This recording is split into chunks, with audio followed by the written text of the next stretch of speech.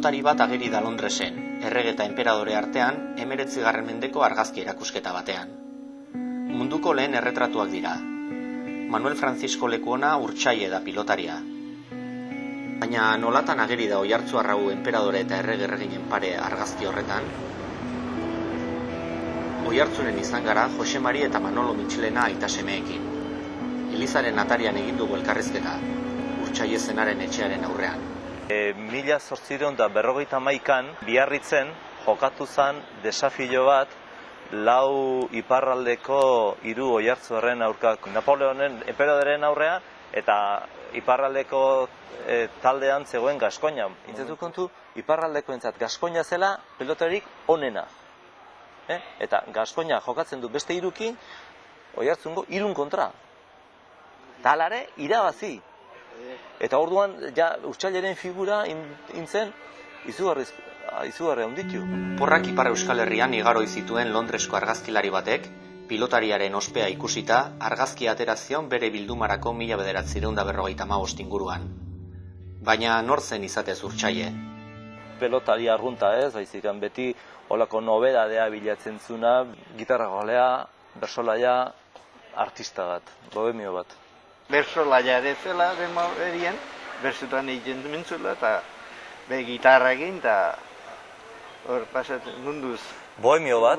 Mundu biltzen zuen epoka bat izan duzula bintzat eta. Herri guztietako festetako honek kontratatzen zioten, ez bakarrikan pelota partidua soilikan jokatzen zulako, baizikan pelota partiduen ondoren bere gitarra hartu eta bersotan hasten zelako, eta ez zuelako baita ere pelota partido klasikoak egiten, baiziken egiten zituen, hemen Oiartzunen montatu izan duzun pelota partido bat,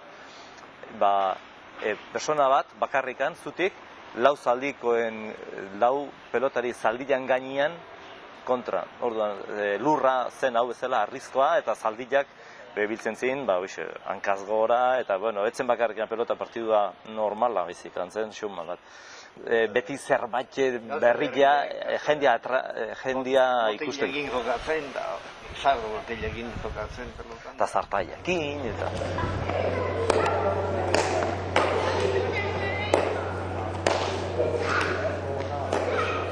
Bain komentatu zioten nola Oiartzunen egin zen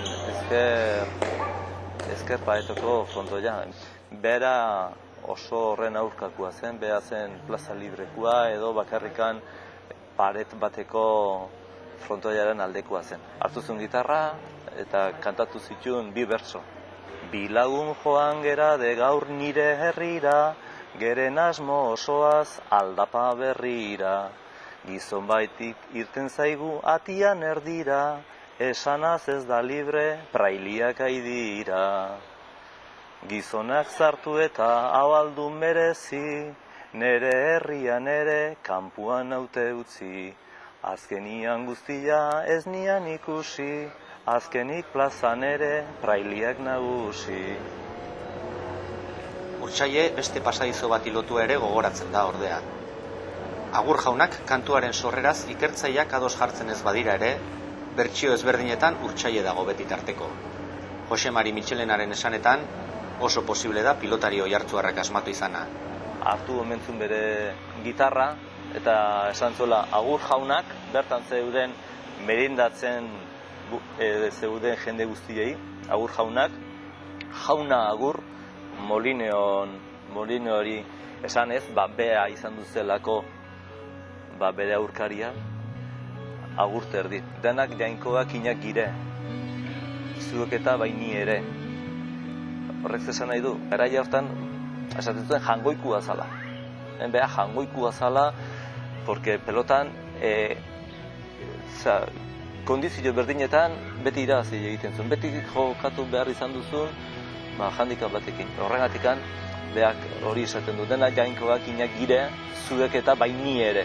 Bai gu ere esaten dugu, beak lehenengo aldiz bota zuenean, esan zuen hori, baini ere. Denak jainkoak inak hitza Oiartzunen esaten da.